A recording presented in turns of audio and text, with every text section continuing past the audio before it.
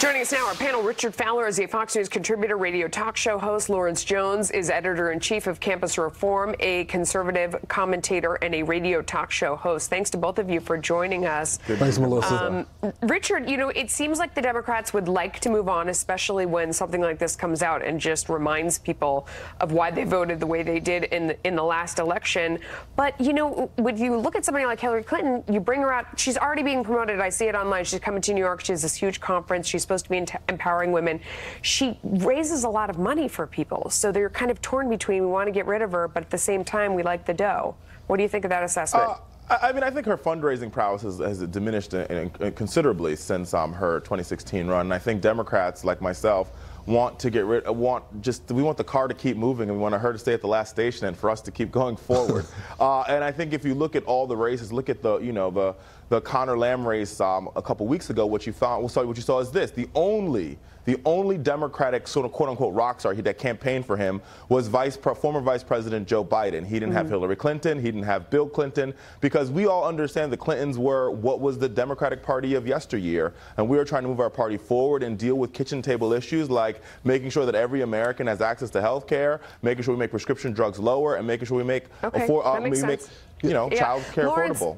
I mean, I think everything Richard said makes sense. It does. So why is it that we keep seeing Hillary Clinton come out? I mean, she has every right to go out and speak, but it sounds like from, what Richard is saying, that she's damaging her party's prospects in the next election. And like I said, it's all over. She's coming to New York. I mean, she's got plenty of speeches planned. She has no plans to go away. Melissa, make no mistake, Hillary still has influence, and the fact of the matter is she's a cancer in the Democratic Party. It's not Bill, it's her. She doesn't even realize why the party lost, because she made her campaign about her, whereas when Obama ran for office, it was about hope and change. I know, because I campaigned for him in 2008. President Trump said that he was going to take a sledgehammer to the establishment, and he was more concerned about the issues affecting the American people on a daily basis. The problem is, though, is the money, because she does have the money, and she can campaign for people and raise that money for them.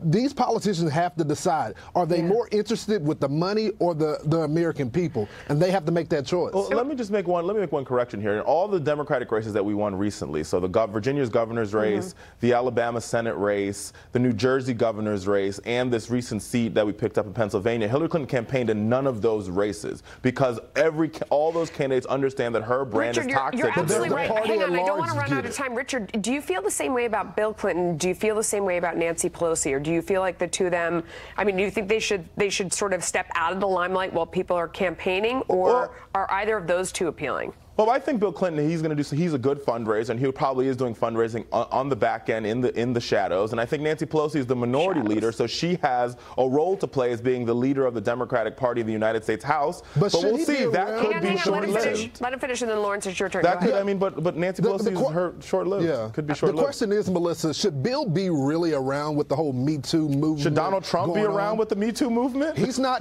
going along with the Me Too movement. That's the question. The Democratic Party he's being sued by a porn star. Look, what I'm saying is that you have a party that is leading this charge, and so you have a serial rapist now leading this. I think we've gone far afield of where this conversation started, although don't get me wrong, it's a conversation for another time, of course. Right. But we're talking about this one. I think I'll give you the last word, Richard. For Nancy, it seems like Nancy Pelosi carries a lot of the same baggage that Hillary Clinton does, in the sense, but she is, like you said, she is still currently in office. She does still currently raise a bunch of money. Is she, in your mind, a little like Hillary Clinton, though, when she goes out and talks? Does it feel backwards? Well, I think if you notice, very interesting, Nancy Pelosi is not on the campaign trail very much. She is raising money, but she does have a responsibility to the House caucus to do what she's got to do to raise money to make sure that they take control of the House. With that being said, will she be the leader of the House caucus in the next coming months? Who knows? The jury's out on that. Okay, we'll watch. We got to go. Gentlemen, thanks to both of you. Appreciate it.